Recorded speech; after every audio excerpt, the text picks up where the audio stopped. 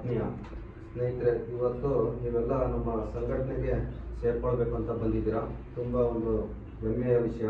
ನಿಮ್ಮ ಹೆಸರು ಬಂದು ನಾಗೇಶ್ ಅಂತ. ಒಂದು ಬೈಕೆರಲ್ಲಿ ಜಾರ್ಗಲ್ ರೋಡ್ ಗೊತ್ತಲ್ವ?